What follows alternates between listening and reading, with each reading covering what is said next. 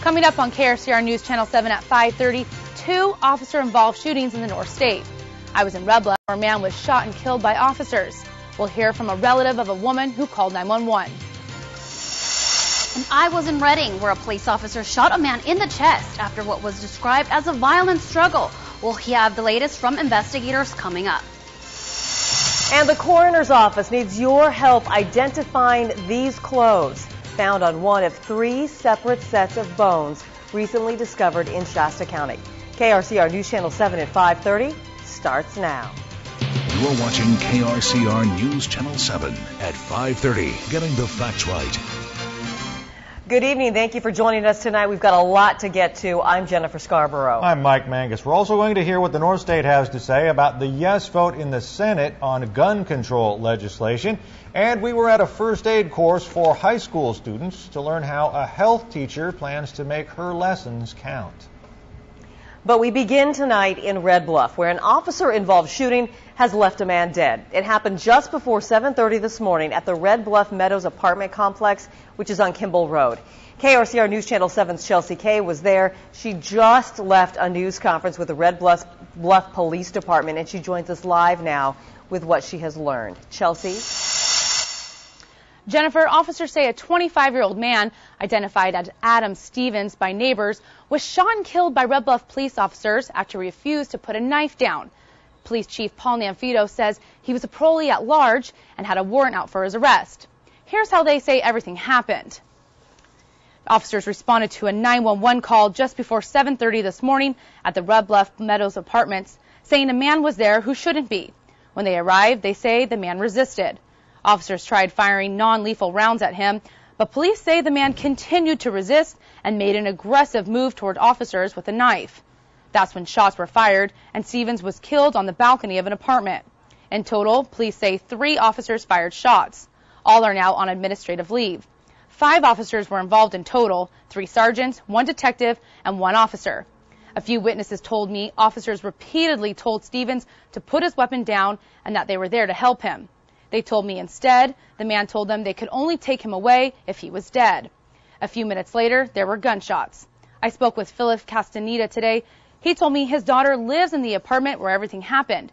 He hasn't been able to track her down, but her friends told him she called 911 when Stevens wouldn't leave her apartment. Castaneda says he's been worried all day. I mean, my heart went straight to my stomach because I have a granddaughter too.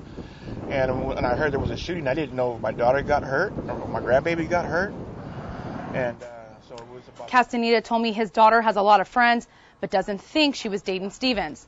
I also talked with a witness who heard the majority of the commotion, how she describes the incident, plus Police Chief Paul Nanfito responds to the rise in crime in Red Bluff. I'll have all that for you tonight at 6:30. Live in the newsroom, Chelsea Kay, KRCR News Channel 7. Thank you, Chelsea. Now we go to Reading, where there was another officer-involved shooting. A man seriously wounded. He was shot in the chest. KRCR News Channel 7's Stephanie Montano has been working this story today. Stephanie, what do we know?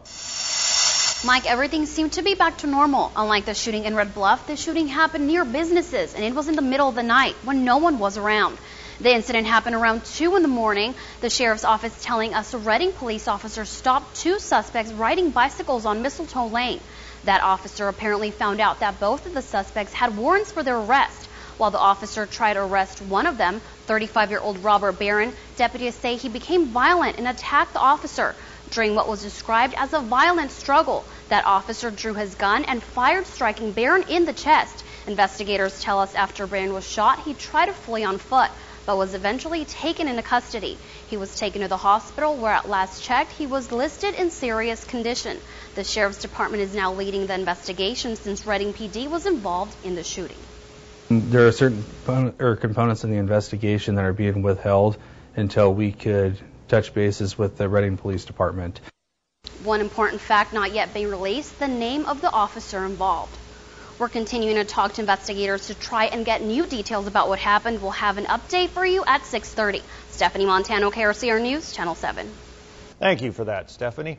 Within the past year, 3 sets of bones have been found in Shasta County. The coroner's office wants some help to identify them. The most recent discovery was last month near the ACID Canal and Locust Street in Redding. Investigators say they're from a woman older than 45, and she was about 4'10" to 5'4". The coroner's office tells us the woman was wearing some of these clothes: a red halter dress and a tan trench coat. She was also wearing white Reebok tennis shoes. The beige jacket was next to her with glasses in one of the pockets. The woman also had an old lottery keychain traced back to New Jersey. Coins were found in her pocket, none of them older than 1999, and a sewing kit was inside a bag near her body. Last July, human bones were found in the Henderson open space area just south of the Cypress Bridge in Redding. The coroner's office says after close examination, they think the bones are those of a man probably between the ages of 35 and 55. They think he was between 5'8" and 6'2" and had screws in his right hand. And the human remains found in February off Highway 299 near the old Millhouse Deli are also believed to be those of a man. The coroner's office says the man was older than 50 and about 5'6" to 6 feet tall. The man had severe trauma to his face and shoulder and a prosthetic in his right shoulder that was implanted locally in 1999. Investigators are asking that if you know anything that can help them identify all these remains, contact the Shasta County Coroner's Office. To the weather now. If you liked it today, you might like tomorrow even more. Oh, but things might be changing a little bit for the weekend. Our weather team, of course, constantly watching for any severe weather for you.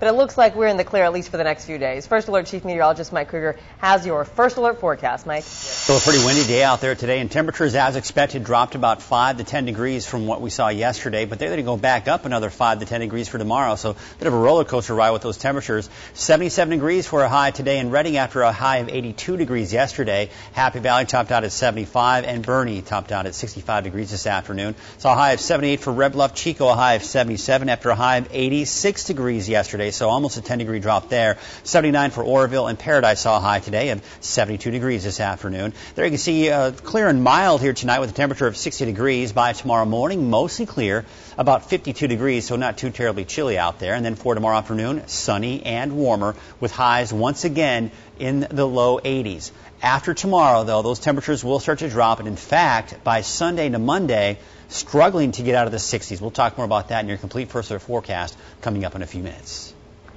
All right, thank you, Mike. A health teacher at Chico High School is changing how she teaches her students by using a more hands-on curriculum, and today the lesson was first aid. KRCR News Channel 7's Tyler May was there. He's live now in Chico. Tyler? Well, Jennifer, Valerie Jensen has a unique way of teaching her students at Chico High, and she believes this is the best way to learn. Health class, you'd expect students to be sitting down in a classroom with their notebooks and their textbooks out. But Valerie Jensen doesn't see it that way. We're not learning out of a book. She says the best way to learn this subject is actually doing it yourself. I actually call it hands-on health. Jensen had the idea of having nurses and paramedics show students what to do during an emergency situation, and by going on at least 2 field trips a month. I really wanted health to be taught in a different way so that it was really relevant to the kids. And so I thought the best way to do it was to have them actively involved. To make this happen, Jensen went to Chico High's principal and got his approval. From there, she worked the phones and called Enloe Medical Center and first responders to see if they would help out. And they have, coming to Jensen's health classes since the start of the school year.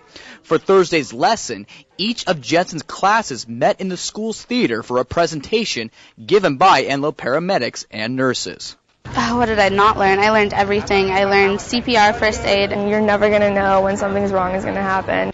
Jensen believes her kids are getting the best education by getting out of the classroom. The whole idea is for the kids to realize that health is a very personal aspect of their life. Valerie also told me today that she would like to spread this idea to all 4 high schools around Chico. Reporting live in Chico tonight, Tyler May, KRCR News Channel 7. Thank you, Tyler. Well, on the way, gun control legislation has moved through the Senate. Yeah, well, the vote in this case was only procedural. Many are considering it a victory for gun control advocates. Coming up next, we're going to hear what the North State thinks. And a professor visiting the North States thinks he just may have found Noah's Ark, and he plans to go back to the mountain and find out. That story is ahead on KRCR News Channel 7 at 5:30.